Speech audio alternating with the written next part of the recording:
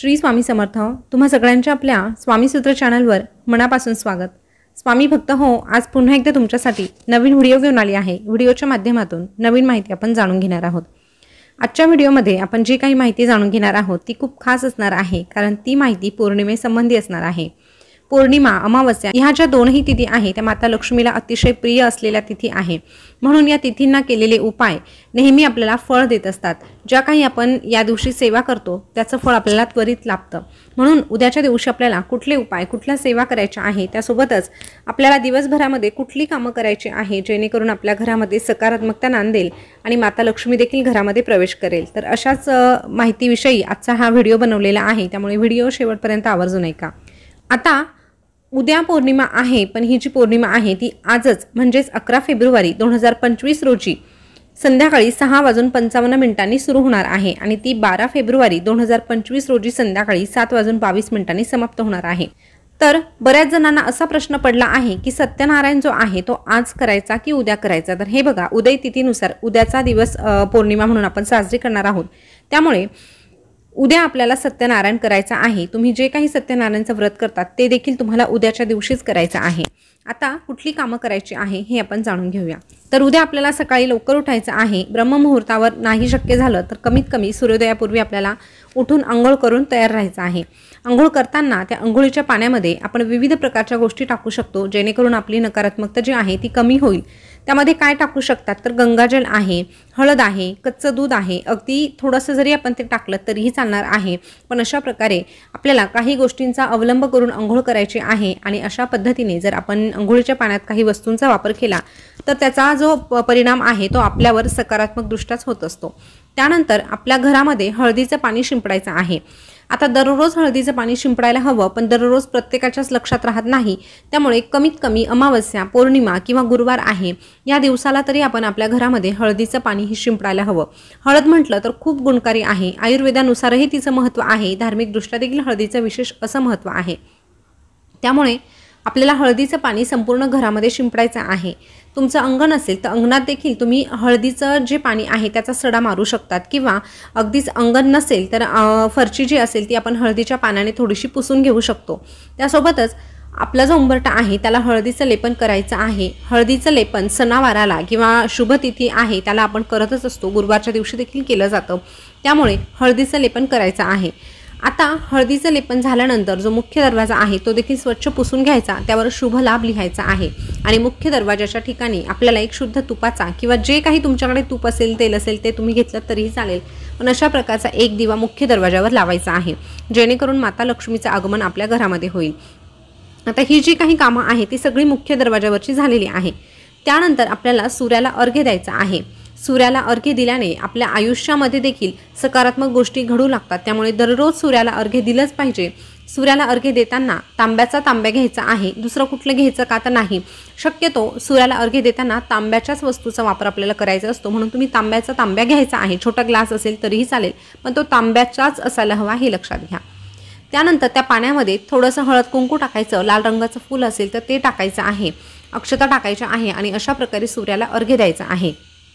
सूर्याला अर्घ्य दिल्यानंतर आपल्याला तुळशी मातेची देखील सेवा करायची आहे। आता तुळशी मातेची सेवा काय असते तर तुळशी मातेला असंही आपण दररोज जल अर्पण करत असतो, पण पौर्णिमेच्या दिवशी जर आपण तुळशी मातेला काही गोष्टी अर्पण केल्या तर त्याने देखील आपल्या सौभाग्यात वाढ होते।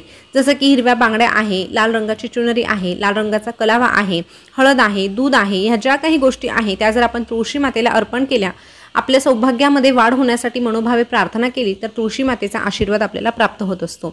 या व्यतिरिक्त त्या ठिकाणी बसून जर तुम्हाला शक्य असेल तर तुम्ही तुळशी मातेची आरती देखील करू शकतात। आता सहसा दररोज आपण तुळशी मातेची आरती करत नाही, पण अमावस्या, पौर्णिमा, एकादशी ह्या ज्या काही तिथी आहे त्या तिथींना जर आपण तुळशी मातेची आरती केली तर निश्चितच तुळशी मातेचा आशीर्वाद आपल्याला प्राप्त होत असतो। त्यानंतर बघा, आपलं जे देवघर आहे त्या देवघरामध्ये देखील आपल्याला काही छोटे छोटे उपाय करायचे आहे। तर ते कुठले आहे तर सगळ्यात अगोदर आपल्या देवांना अंघोळ घालायची आहे। अंघोळ घालताना त्या पाण्यामध्ये थोडी चिमूटभर हळद टाकायची आहे आणि हळदीच्या पाण्याने देवांना अंघोळ घालायची आहे। त्यानंतर अन्नपूर्णा मातेची मूर्ती असू द्या, माता लक्ष्मीची असू द्या, त्या मूर्तीवर अभिषेक करायचा आहे। अभिषेक करण्यासाठी तुम्ही पंचामृताचा वापर करू शकतात।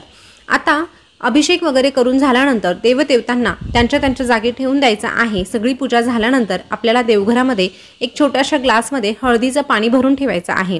हे जे हळदीचं पाणी आपण भरून ठेवणार आहोत ते दिवसभर तसंच ठेवायचं आणि दुसऱ्या दिवशी आपण जेव्हा पूजा करणार आहोत तेव्हा पूजा करण्याच्या अगोदर ते उचलून घ्यायचं आणि हे पाणी घरामध्ये सगळीकडे शिंपडायचं आहे। अशा प्रकारे हळदीच्या पाण्याचा छोटासा उपाय नक्कीच तुम्ही करू शकता। याने आपल्या घरातील नकारात्मकता दूर होते आणि घरातलं वातावरण जे आहे ते मंगलमय होण्यासाठी मदत मिळते।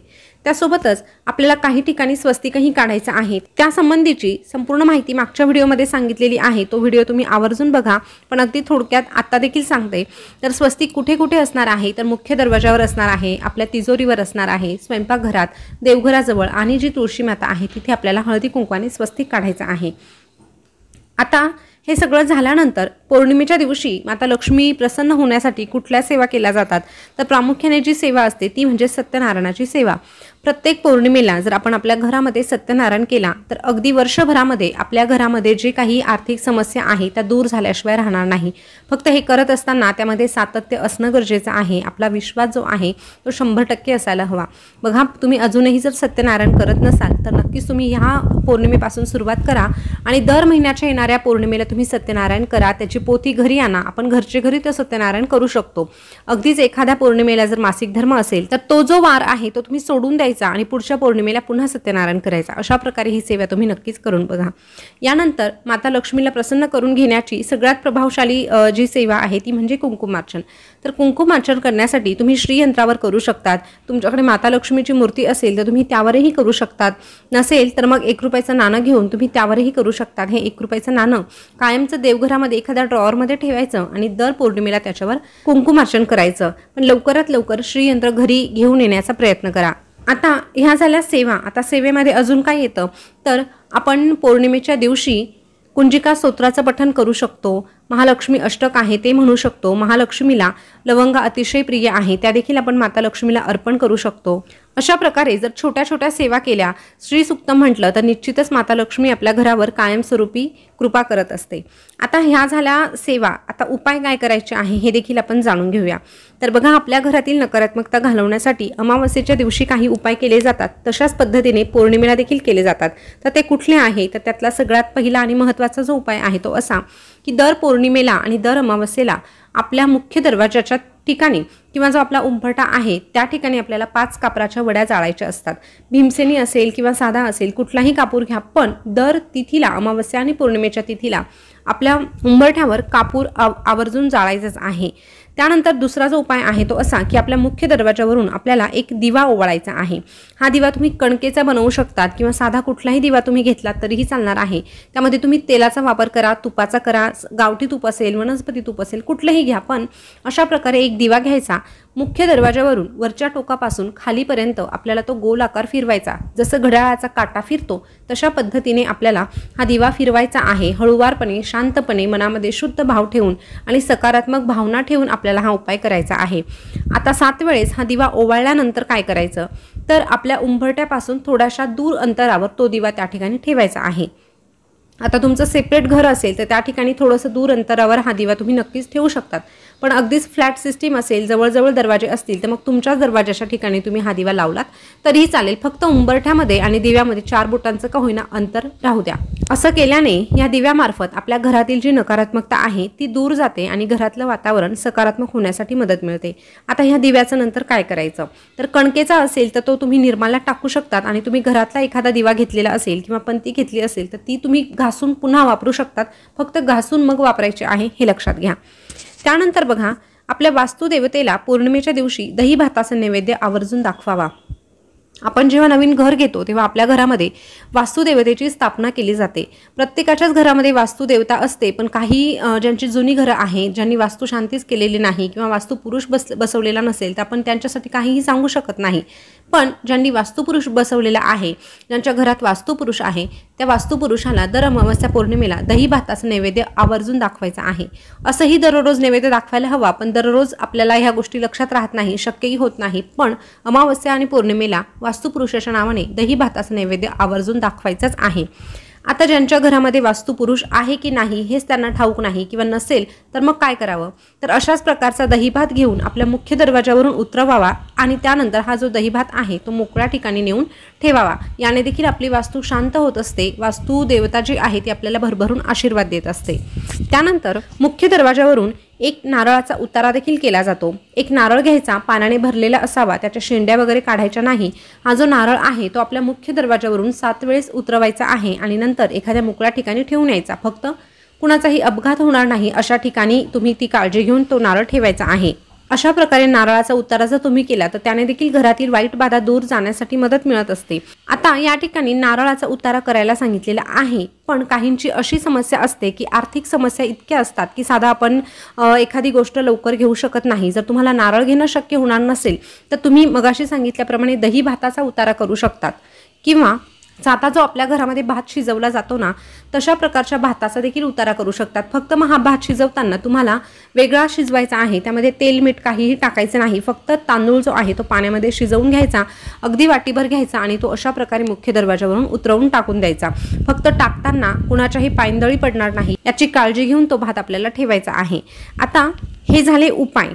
आता उपायांनंतर एक अतिशय प्रभावी अशी सेवा आहे जी आपल्याला संध्याकाळच्या वेळेस करायची आहे। तुम्ही संध्याकाळी कधीही करू शकतात। ईशान्य कोपऱ्यात तुम्ही एक दिवा लावायचा आहे आणि हा दिवा रात्री 12 वाजेपर्यंत पेटता राहील याची काळजी घ्यायची आहे। अगदीच मध्ये हवेने वगैरे विजला तर पुन्हा लावून द्या, पण शक्यतो विजणार नाही याची काळजी तुम्हाला घ्यायची आहे। तो दिवा लावल्यानंतर त्या ठिकाणी बसून एकदा श्री सूक्त म्हणा, विष्णू गायत्री मंत्र, लक्ष्मी गायत्री मंत्र 16 वेळेस म्हणा, कुबेर मंत्र 16 वेळेस म्हणा आणि व्यंकटेश स्तोत्र एकदा म्हणा। अशा प्रकारे त्या ठिकाणी दिवा लावून ही सेवा करा। निश्चितपणे पैशांसंबंधी ज्या अडचणी आहे त्या सुटण्यासाठी मदत मिळते। आता पैशांसंबंधी ज्या अडचणी आहे त्या सुटण्यासाठी आपल्याला स्वतःला कष्ट करणं गरजेचं असतं, पण कष्टाला योग्य तो न्याय मिळण्यासाठी, दैवी शक्तीची साथ मिळण्यासाठी आपल्याला ह्या सेवा आणि उपाय करायचे असतात। आता उपाय आणि सेवा सगळं काही जाणून घेतलेलं आहे। त्यासोबतच पौर्णिमेच्या दिवशी तुम्ही जर काही वस्तूंची खरेदी केली तर त्याने देखील धनलाभ होण्यासाठी आपल्याला मदत मिळते। तर त्या कुठल्या वस्तू आहे, तर श्रीयंत्र आहे, अन्नपूर्णा मातेची मूर्ती आहे किंवा देवघरातील कुठलीही एखादी गोष्ट आहे जी तुम्हाला घ्यायची आहे पण तुम्ही अजूनही ती घेतली नाही। मग त्यामध्ये कासव असेल, गाय वासराची मूर्ती असेल, अशा प्रकारच्या विविध गोष्टी असतात ज्या आपण पौर्णिमेच्या दिवशी खरेदी करून घरी आणू शकतो। याने देखील आपल्याला धनलाभ होतो। आता धनलाभ होतो म्हणजे आपोआप कोणीतरी आपल्याला पैसे आणून देतं असा त्याचा अर्थ नाही, पण हे बघा आपण अशा वस्तू जेव्हा घरात आणतो आणि मुख्य म्हणजे आणल्यानंतर त्याची सेवा करतो तेव्हा आपल्या घरामध्ये एक पॉझिटिव्हिटी येते। आपण जे काही कष्ट करतो, जे काही काम करतो त्याला योग्य ते फळ मिळण्यासाठी ह्या सेवाच आपल्याला मदत करत असतात। तर स्वामी भक्त हो, ह्या ज्या काही गोष्टी सांगितल्या आहे त्याचं तंतोतंत पालन करण्याचा प्रयत्न करा आणि याचे काय अनुभव मिळतात हे नंतर कमेंट करून तुम्ही सांगा। माहिती कशी वाटली कमेंट करून नक्कीच कळवा। याविषयी तुम्हाला शंका वाटत असेल तर ते तुम्ही कमेंट करून विचारू शकतात। पुन्हा भेटूया नवीन व्हिडिओसोबत नवीन माहिती घेऊन। तोपर्यंत बोलत रहा श्री स्वामी समर्थ, जय जय स्वामी समर्थ। श्री स्वामी समर्थ, जय जय स्वामी समर्थ। धन्यवाद।